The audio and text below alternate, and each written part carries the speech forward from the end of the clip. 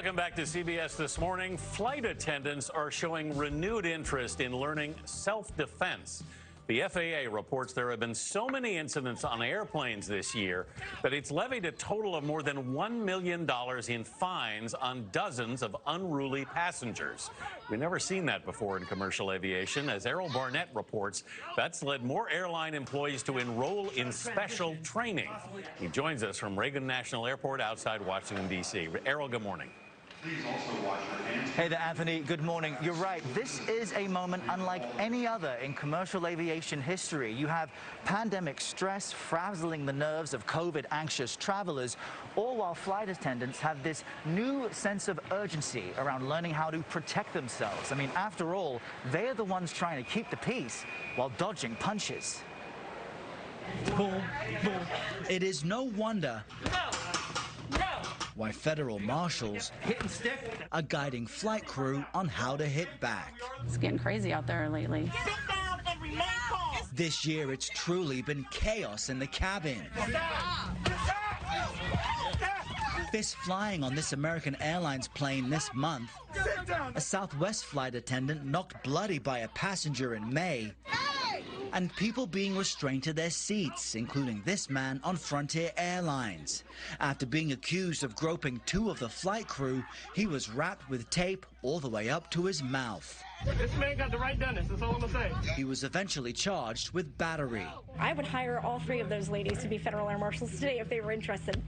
That's how much I think they're seriously taking the class. Stephanie Metzger manages the Air Marshals New York field office and says this post-9/11 program had been on hiatus during the pandemic. Last month, it returned with a renewed sense of urgency. We've had great demand since we reintroduced the classes. The FAA announced Thursday that with more than $500,000 in new fines to dozens of unruly passengers, it has exceeded $1 million in financial punishments for the year. The largest, a $45,000 fine for a JetBlue passenger who allegedly threw his luggage, got on the floor, and put his head up a flight attendant's skirt. The president of the Flight Attendants Union continues to push for jail time. What we need to do is we need to have the DOJ also criminally prosecuting and using the penalties that are there under the law already, up to 20 years in prison for any one of these incidents. The palm strike is certainly something that we're taught during basic training. I mean, we're also taught the elbow one. In almost a decade on the flight deck, Judith, who declined to provide her last name, says she's never had to get physical with a passenger, but says if she has to, now she's ready. I don't know what that's called, but like you grab their hand and then you can roll them onto the ground. I thought that was really useful. It was really surprisingly fun. Now, disputes over masks make up the bulk of the almost 4,000 incidents reported so far this year. And according to the FAA, a quarter of those incidents are alcohol-related. And that's why Southwest Airlines and American suspended alcohol sales. Tony, American Airlines announced it won't resume those sales until sometime in mid-January.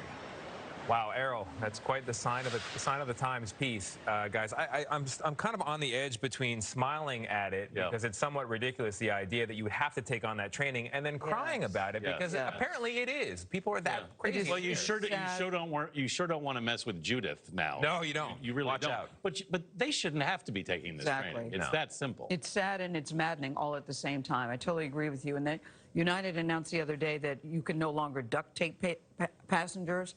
I'm okay with them duct taping a knucklehead who's gone out of control. Yeah. Flight attendants have lost their teeth. Yes. They've been assaulted. They physically, verbally, and mentally. It's just wrong. It's just wrong. It is.